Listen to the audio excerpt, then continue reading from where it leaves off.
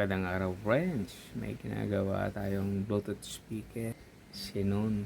Ang kaso nito ay parang bumubulong lang.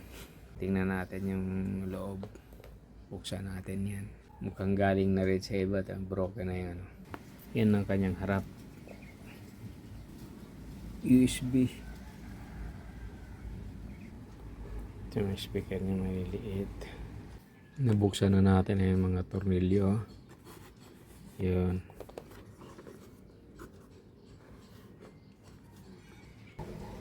Dahil maiksi yung transformer, labas natin kasi maiksi yung kable. May mapangit na hinang, melted solder. Subukan natin hinangin. Matutunaw din kasi yung pagkagal ng gamit. Lalo na kapag matagal makapahinga. Matutunaw din yan, nag-iinit. So try natin yan mahina.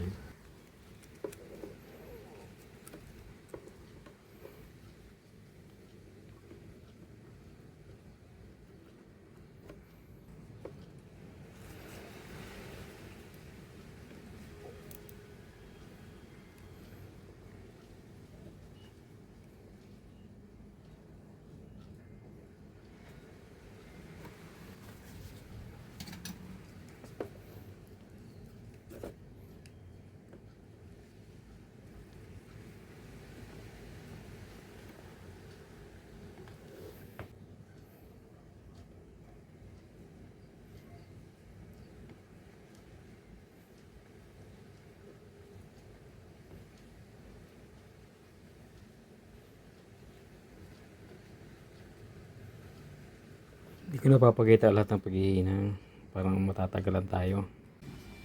Ito na yung front panel.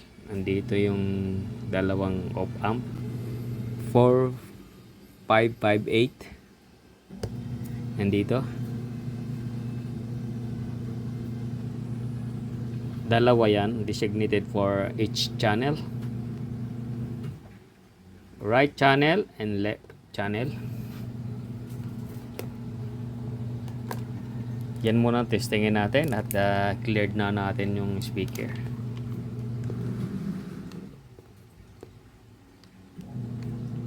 Pin number 1 and number 2. Ayan yung resistant ng sa right channel. Tingnan natin itong kabila. Ako, my goodness, ay shorted. You know, yan yung dalawang op amp, huh? 4558 ang value. Regardless of letter, manufacturing difference lang yun. Ito ay for right channel, ito naman para sa left channel. So, look dito sa ating meter. Pin number 1 and number 2 dito sa left channel. Ayan, shorted. Ayan, sa kabila, itong isa ay dapat palitan. Ito yung ating ipapalit. Number 1, number 2. Look closely sa aking meter. Papalit din tayo nitong IC. TD 2030. Ang nakalagay ay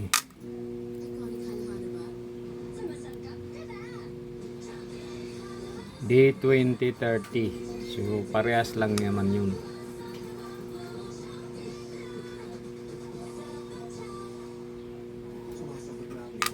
Doon nakalagay yun. Sobrang nag-iinit kasi, kaya mahina siguro ang output. Nilalagnat.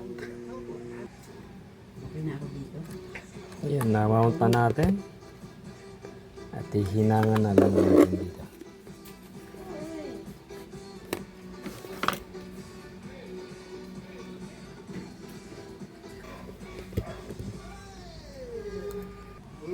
Buti na lang may stock pa tayo. Pero last na yun.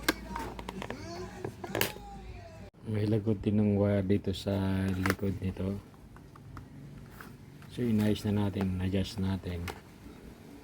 kanina ay wala tong sounds tong isa. Ito lang naman yan, sinisikwat lang yan. Tapos may mga tornilyo dyan yan. Pagkatapos ng tornilyo, shock lang yan.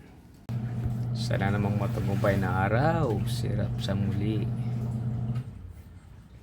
Salamat sa panonood.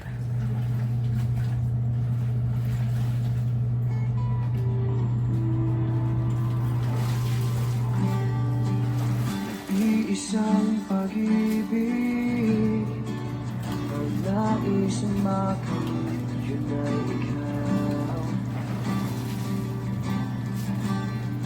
At iisang pangako na di magbabago.